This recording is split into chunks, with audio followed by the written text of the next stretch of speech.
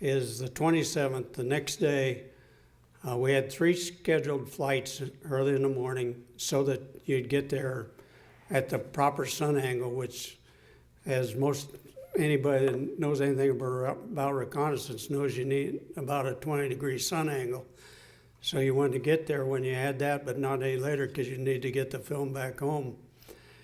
So the first 3 were canceled about 10, 11 o'clock. Why, I was out on the golf course. Yes, that's what pilots do when you're not flying. You're not in the bar, you're on the golf course. So we were out playing golf, and Steve Heiser and I were there, and we see this U-2 go off and just keep going towards Cuba. And I said, well, I think that's Andy. And I told Steve, I says, he's caught up with you because he was 1 mission behind Andy on a number of flights over Cuba. And he says, yep, he sure has. He's 1 ahead of me, as a matter of fact. Well, Andy never came back. He got shot down over the same site that had shot at me the day before on the 25th. This is the 27th. And they got him with 2 SA-2s. Anyway, that night, the Cuban Missile Crisis ended, but not before something else happened with the U-2 that affected the Soviet Union and our country. A guy named Chuck Maltzby was flying a U-2 out of Eielson Air Force Base at Fairbanks, Alaska. And his mission that night was to go to the North Pole, turn around, fly back to Eielson. How many of you know when you get to the North Pole and you turn south, any direction you turn is south? I don't think Chuck knew that, because when he turned south, he didn't turn far enough. And his south that night was towards Moscow. And this was the night of the 27th of October. And it scared the heck out of the Russians, scared the heck out of us. So Chuck is flying, and I've talked to him about it, and I've talked to his wife too. But Chuck was flying, and he didn't know that he wasn't on the right course until when it was time for the sun to peek over the horizon, it didn't peak. He says, oh, shoot. I got to do something quick here. So what does he do? He makes a 90 degree to the left, which should take him back to Eielson. Well, he's flying along, and he's yelling, Mayday, Mayday, and over the radio. And the Russians bring up a linguist who speaks English and was trying to vector him to an airport in the Soviet Union to get him to land there. And Chuck, of course, later on is saying, well, I'm not taking that guy's direction. I know because the sun ain't come up yet. I got to fly farther this way. So he continues to fly and fly, and he's calling Mayday, and he has a single sideband radio. Everybody know what that is. Bounces the radio waves off the ionosphere, and it goes all the way around the world, so you can hear it most places. Anyway, he keeps going and going and going, and finally the sun comes up, and he's saying, thank heaven for that. And he's getting low on fuel and lower on fuel and lower on fuel, and he's still over the Soviet Union. Would you believe, just as he's coasting out at the Bering Straits across from Alaska, he runs out of fuel. He runs out of fuel. And so there he is, he's gliding down. And the U-2 at maximum altitude will glide approximately 250 nautical miles. And he's gliding down and gliding down. And finally, once he crosses the line between the Soviet Union and the United States, where he's on our side, he's intercepted by 2 F-106s out of Galena in Alaska. And so these 106s come up there and they're flying. Well, I don't think you're going to make it. See, they don't know what the glide ratio of the U-2 was, which was 22.5 to 1. And he says, yeah, I'm going to stick with it. And there, as he gets lower to the ground and lower to the ground, he finally crosses, and this is in October, Everybody know October is wintertime in Alaska? Anyway, there's a Kotzebue Sound, and I don't suppose any of you know where Kotzebue Sound is, but I do. Anyway, Chuck is flying, and on the beach of Kotzebue Sound is a graded runway that they put in the ice and snow after the bay is frozen. And they had a truck at one end with lights on and a truck at the other end with lights on. And Chuck went over the end of that runway at 1,000 feet and did a 270 around and landed. And these 106 pilots all the time yelling at him, "Bail out, you're not going to make it. Bail out." I'll be damned, he made it. He lands it, doesn't hurt it one little bit. There was an airplane there waiting for Chuck, besides the one he flew in there. It was a C-47, which flew him back to Eielson Air Force Base, and a KC-135, which is another name for a 707, is there waiting for him. He's still in his flight suit. They take him off the airplane, stick him in the other airplane, fly him back to Offutt Air Force Base, where a four-star general, General Thomas Powers, was out here at Offutt Air Force Base. And he goes directly from the airplane to General Powers' office. And he says, "You can't fly any airplane the rest of your career north of 50 degrees north latitude. Get out of my office." That's a true story. Chuck says that's all they said to me. He said, "I never flew north of 50 degrees north latitude." He said, "It broke my heart. I couldn't go back to Alaska anymore." So from then on, we had to send him to Panama. After the Cuban Missile Crisis, President Kennedy wanted to see a U-2. He wanted to, there's a lot of stories about President Kennedy, but he's very charismatic. At least I saw him that way. And he's a touchy-feely kind of guy. And so they say we needed an IP, instructor pilot, to go out and do this. And they looking around at the 11 of us that were down at McCoy, and the wing commander says, "Mage, how about you?" I said, "Colonel, I'm just the captain, and Buddy Brown is a major." "Well, he can go with you." So Buddy Brown and I went out and set the airplane up, and we're at the airplane, and we know he wants to know something about it. So we fixed a map up, and we navigated with what you call a view sight. And the view sight was, so it was exactly lined up with the horizontal axis of the airplane. So you could move it forward and back, and it would be, if it was in detent, it would stay right lined up with the nose of the airplane, the tail of the airplane. You go forward and back. It had 10 power on it, so you could bring stuff right up to you, but I never used it.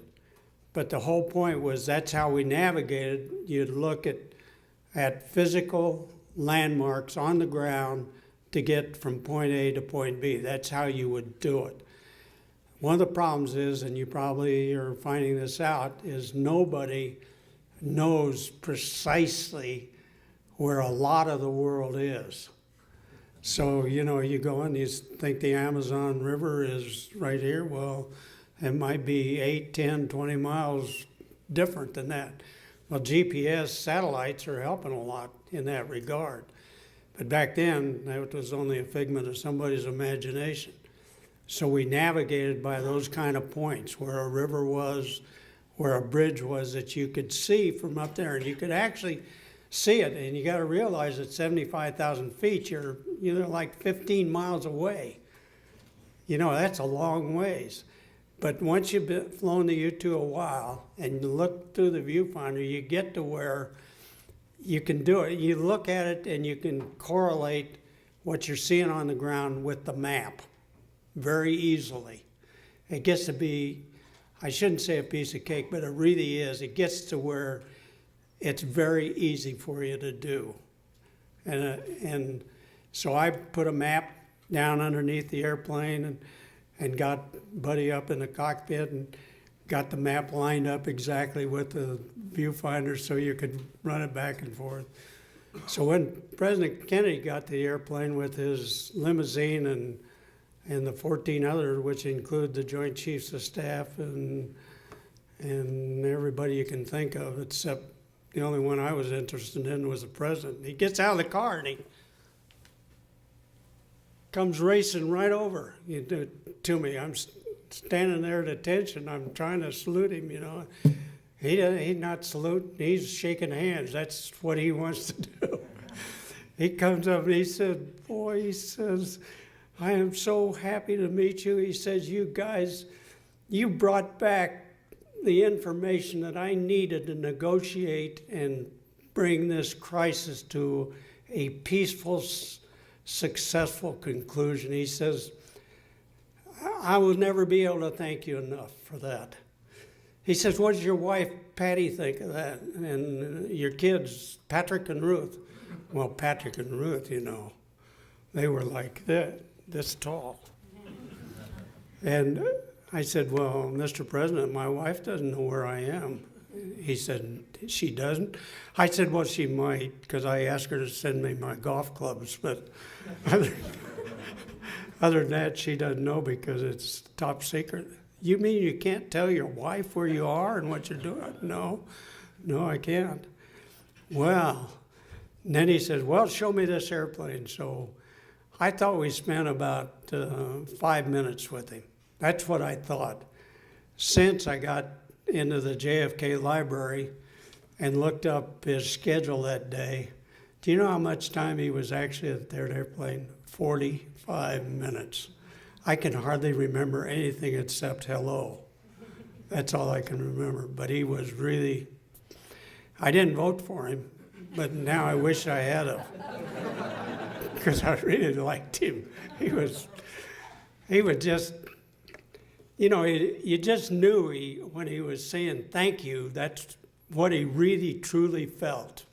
So that was a great time for me, one of the highlights of my life, to tell you the truth. Except getting married, that was the best. Man, I'm not going to get myself in trouble here, I'll tell you. We have several young people in uniform here. What words of guidance would you give them if they aspire to be a general officer in the Air Force? The only thing I know that worked for me, the only thing, and Ron can tell you, be honest, diligent, have high integrity, morality, do everything that you can as well as you can every time without fail. That's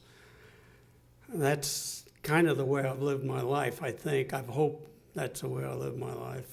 Because that's what our country wants from military. They don't want these Abu Ghraib things. You know, that's not right. It isn't. And nobody that's an officer in the military or enlisted, we take the same oath to support the Constitution to the best of our ability in every single way. I mean every way. Don't take a free cup of coffee from anybody, ever. Not even a cup of coffee. Because when you do, you've obligated yourself to that person. Even if you don't know it, you tend to feel that they're friends, and they might be looking for something from you. Don't do that. I got recruited in the program in 1956. And the first thing they did was send me to get my pressure suit. And these are the first pressure suits that anybody in the world had ever devised. And anybody none of you Anybody want to guess who would make not you either, Dr. Bowen, or you either, Clark? No. Are you? No, no. Anybody else? Who makes pressure suits? Today even. Same company. Nobody? Come on. A guy that's an expert in making brassieres and corsets. David Clark Company in Worcester, Massachusetts. I went to Worcester, Massachusetts in the fall, early fall of '56.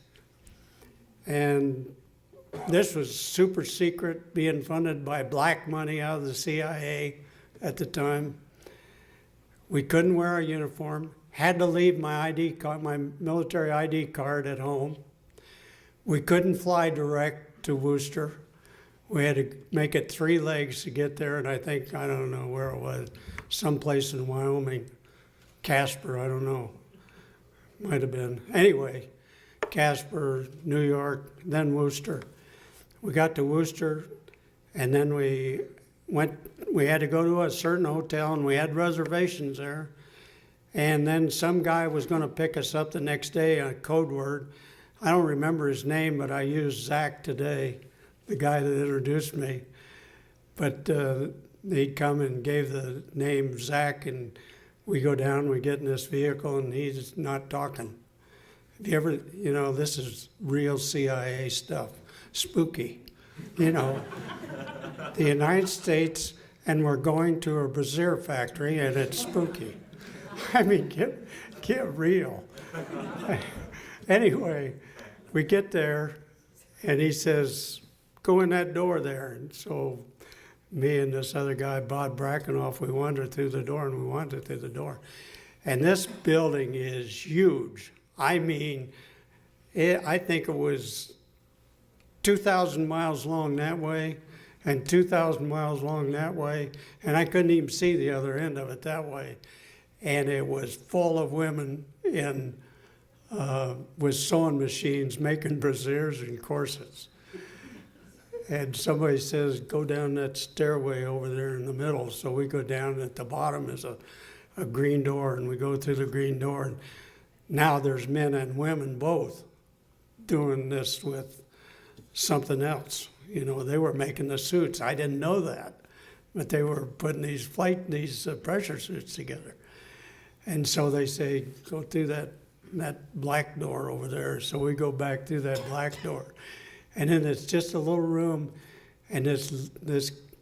Have you ever thought about what a person looks like that fits clothes, makes clothes for people? That was this guy. I mean, he was there. I'd never seen him before, but I knew he existed. And there he was. And they took measurements on every part of your body, from your ankle up through your knee to your hips, on up, shoulders, arms, everything. And they made this suit skin tight. And then running up the arms, down the back, down the legs, is what we called a capstan, but it was really just a little inner tube because it would fill up the air. And then it had little things that would draw the suit, when it'd fill up the air, draw the suit tight to where if you were at altitude, you wouldn't get the bends, because the gases that are in solution in your blood would not come out of solution when this thing tightened up. And that was the first pressure suit. Had a balloon in the diaphragm, and your better known as your tummy. My wife won't let me say the word that starts with B. So your tummy, had one on your chest, also one in your boots, each one of your boots, down over your feet, your gloves, down your fingers, your thumb, and they plugged into the capstan. And whenever you inflated the suit, everything inflated at once, and that pressurized you to where none of the gases would come out of solution in your body. Isn't that amazing? And a guy making brassieres and corsets came up with it. Really? Well, he'd been squeezing women into these things for a long time. I mean, he knew how to do it. And that's what he did. Would you believe today, David Clark Company still makes the pressure suits for our astronauts and the SR-70 when they were in being. They still make all the pressure suits. Nobody else does. David Clark still makes them. I think it's what we're built on, this country. People have a need, an idea. It's like Kelly Johnson building the U-2. Do you know no other country's ever built one? How about the SR-71? 1950 technology, 50s. That's the technology that built the SR-71 that cruised at 85,000 feet at Mach 3.28. Over 2,200 miles per hour. Cruised.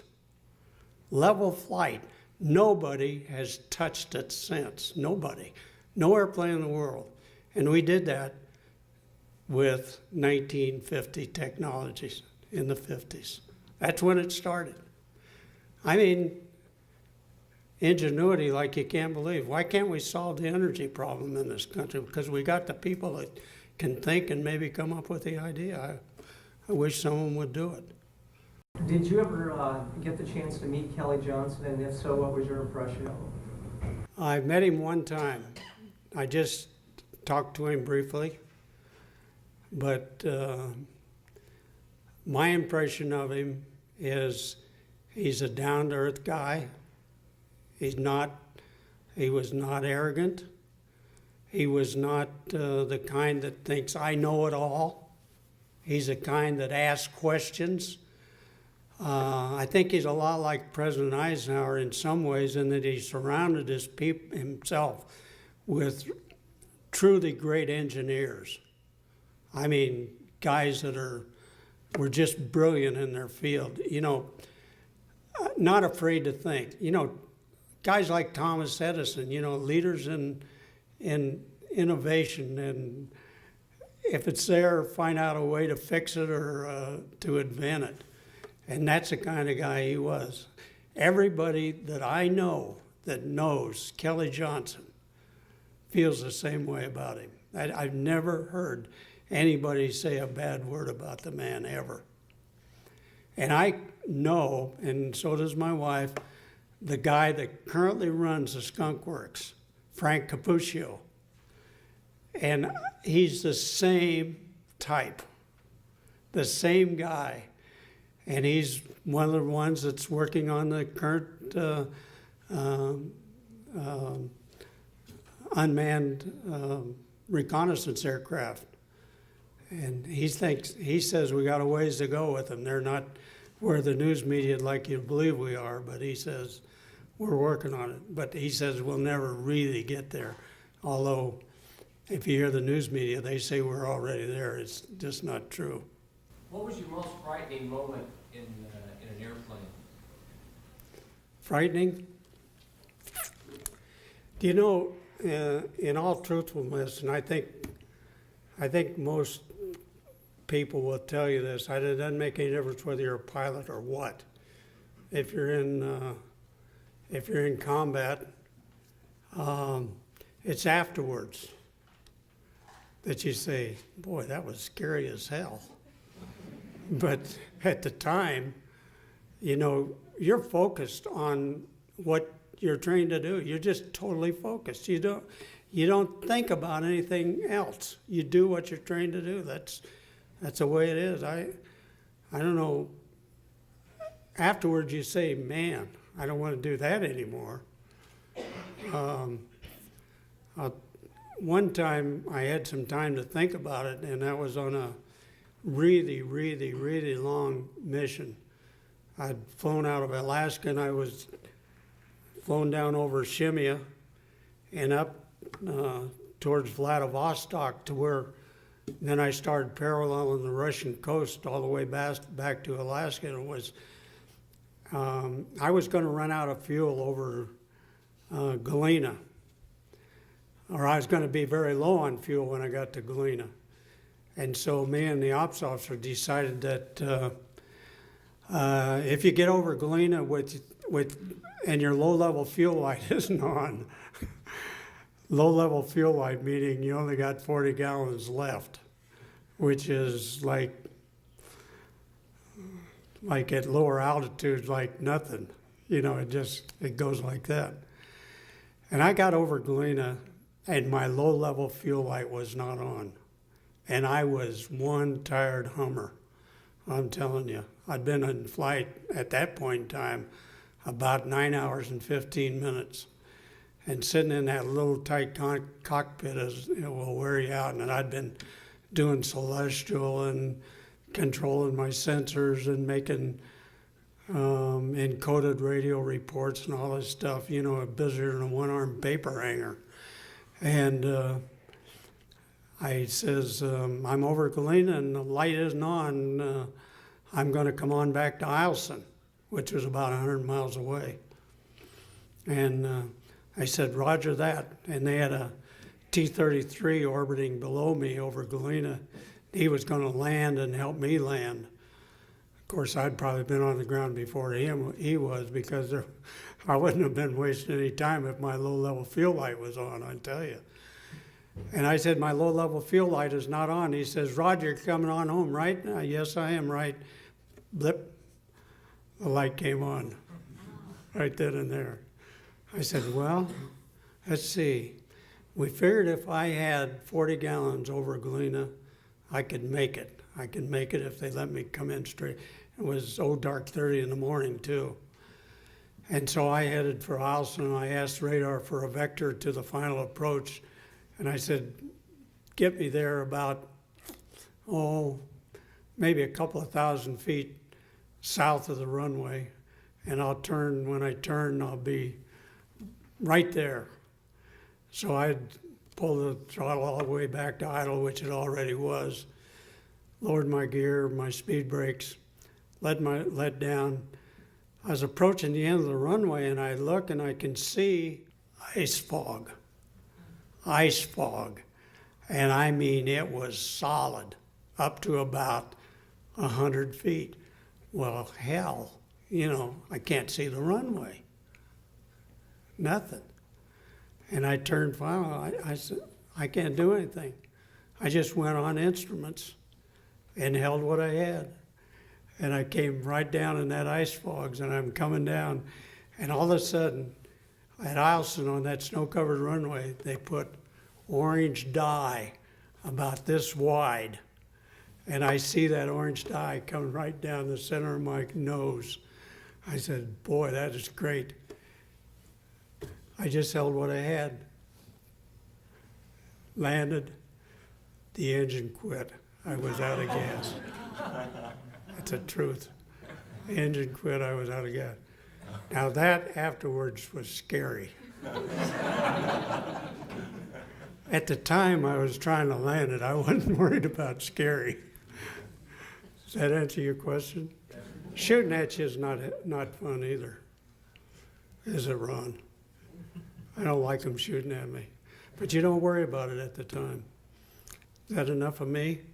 Are you through listening? I guess I'm through talking. Isn't that great? We ended at the same time.